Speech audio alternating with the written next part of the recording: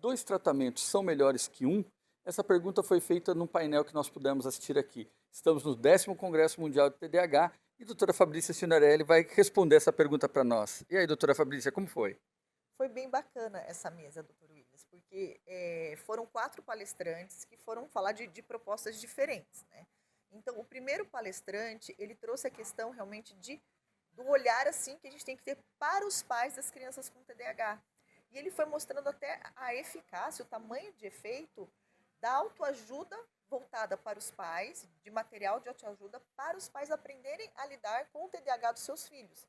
E aí ele foi mostrando resultados que têm um impacto direto no comportamento da criança, no exercício da parentalidade, na questão de ser menos crítico com relação ao comportamento dos seus filhos, né? E existem já materiais estruturados que trabalham com essa proposta de autoajuda para os pais, para eles realmente entenderem, terem uma melhor compreensão com relação ao TDAH. Né? E, na verdade, é psicoeducação, né? Mas de uma maneira estruturada, de uma forma diferente, com programas com ideias diferentes. Mas a gente está falando de psicoeducação, né? Quando a família tem muito mais noção com relação ao transtorno e como lidar, é, o acolhimento é melhor, a compreensão é melhor, a tolerância é melhor e também o manejo no dia a dia fica muito melhor. Então, isso tem um impacto, né? E de fato ele mostrou com números e com artigos, né? O tamanho de efeito em todos esses aspectos, direto no comportamento da criança, na percepção dos professores, na percepção dos pais. Então, ele foi mostrando o tamanho de efeito nesses diferentes aspectos. E, de fato, a gente sabe que orientar a família faz toda a diferença. Né? Então, era um programa de autoajuda voltado para os pais. A segunda aula, ela focou muito, né, até porque foi muito falado a questão da genética do TDAH, e a gente sabe o impacto disso. Então, muitas das crianças com TDAH são filhos de pais com TDAH. E aí a segunda palestrante trouxe justamente essa questão. Eu preciso tratar esses pais, mas o enfoque não era só o tratamento medicamentoso dos pais, mas também o tratamento de terapia comportamental, né, de orientação para esses pais de como lidar. Porque o que ela trouxe é justamente essa questão, né? Imagina, já está falando de uma criança com TDAH e todas as disfunções. Se a gente está falando que o pai tem as questões do próprio TDAH, se esses pais não tiverem tratados adequadamente, isso vai ter um impacto difícil e a dinâmica fica muito mais conturbada. Mas ela aponta, não é só um tratamento medicamentoso dos pais. Né? Novamente, entra bem no título da aula, um tratamento é melhor do que dois Dois tratamentos tratamentos são são melhores melhores do que que um. um. Exatamente, foi justamente isso, tratar os pais, mas não tratar esses pais só farmacologicamente.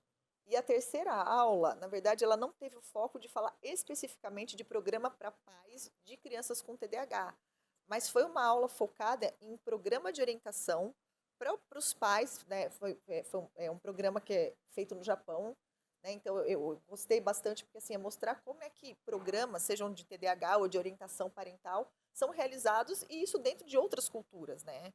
Mas eu achei bem bacana a proposta desse programa e que ele se expande bastante realmente no Japão, que a ideia é ensinar os pais a como lidarem com o comportamento dos filhos, crianças e adolescentes, como entenderem, né, e se aproximarem, entenderem a dinâmica, né, de crianças e adolescentes.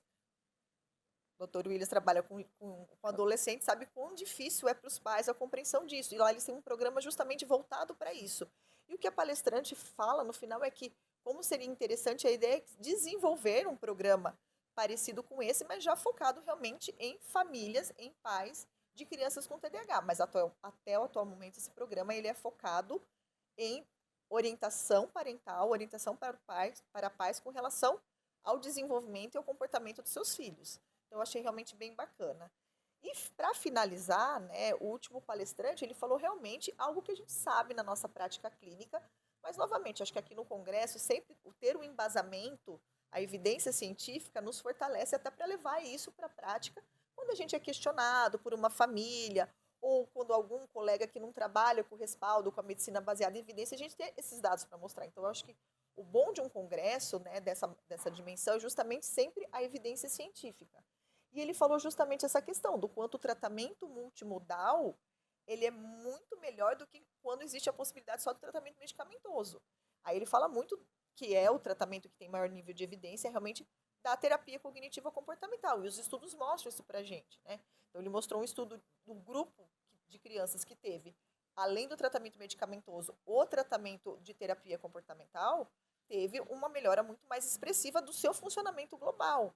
E aí ele fala justamente por quê? Porque o tratamento não medicamentoso, ele vai lidar com outros aspectos, né? O tratamento multimodal vai lidar além dos sintomas, né? Quando é o tratamento individual, ele vai lidar com questões de comportamento, de comorbidade, de outras disfunções associadas, e também o multimodal, ele usa muito isso, a psicoeducação também, do ambiente escolar, dos pais, né?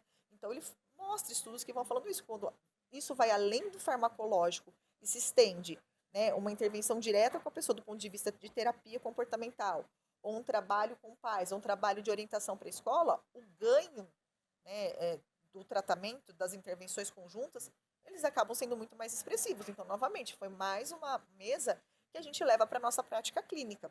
E aproveitando, né, a questão de psicoterapia, teve uma mesa, e não foi a única aqui no Congresso, teve uma outra mesa também, que a ideia era olhar para o TDAH numa perspectiva da neurodiversidade, né? E essa outra mesa, ela abordou justamente isso. Estudos e escalas que estão sendo feitas, né, e foram aplicadas em jovens, para eles colocarem o que eles acham que o TDAH trouxe de aspecto positivo na vida, né? Então, essa perspectiva desse olhar de aspectos que eles entendem que vieram do TDAH e que trouxeram coisas positivas.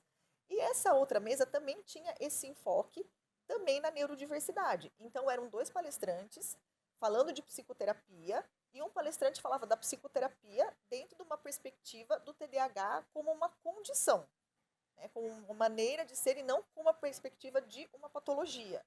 E aí, dentro desse enfoque, a terapia comportamental vem com qual proposta? Da pessoa se aceitar, entender que ela é desse jeito, e muito mais focada no social e no ambiente entenderem e respeitarem esses comportamentos do indivíduo, né? Então, é muito focado nisso. O ambiente, o social tem que entender como você funciona. Porque o que essa aula falou? A partir do momento que a pessoa com TDAH vai para uma terapia estruturada, dentro dessa perspectiva de uma terapia com esse olhar da neurodiversidade, ela vai mudar o jeito dela ser, o comportamento dela, e isso vai mascarar o jeito que ela funciona. Então, é meio que a ideia. Ela tem que ser ela mesma e o ambiente tem que ir entendendo. E já o outro palestrante, ele trouxe da maneira que o TDAH é um transtorno do neurodesenvolvimento, o TDAH cursa com prejuízos funcionais em diferentes domínios na vida, e a terapia cognitiva comportamental, ela vem com a proposta do quê? De ajudar nessas disfunções, no funcionamento executivo, no gerenciamento das atividades do dia a dia, na questão da distração, da desatenção, da desregulação emocional. Então, a terapia cognitiva comportamental, ela trabalha com estratégias estruturadas que vão ajudar nessas disfunções. E aí a ideia era colocar realmente todos que estavam ali presentes para eles entenderem. Você acha que faz mais sentido olhar para a psicoterapia nesse olhar da neurodiversidade de uma condição e a pessoa se aceitar como ela é e o ambiente tem que entender? Ou não, a psicoterapia, a TCC, ela vem com essa proposta de uma terapia estruturada para trabalhar as disfunções. Então foi bem interessante. Na verdade, foi bem interessante, foi uma sessão de prós e contras. Exatamente. E houve uma grande divisão até nas discussões. Exatamente, uma grande divisão nas discussões. Então, eu achei bacana, porque a gente vai vendo como as pessoas, né, e novamente, né, e a gente conversou um pouco sobre isso quando eu tive a oportunidade de assistir, né, essa mesa dos estudos de neurodiversidade, como realmente o TDAH, ele é visto sob essas 2 perspectivas, né. É claro que a maioria, realmente, das mesas aqui foram baseados em artigos científicos, em dados, em evidência científica, mas esse movimento da neurodiversidade está crescendo, ganhando espaço e já veio com mesas aqui para o Congresso. Perfeito. Muito obrigado, doutora Fabrícia. Fique com a gente para mais highlights do 10º Congresso Mundial de TDAH.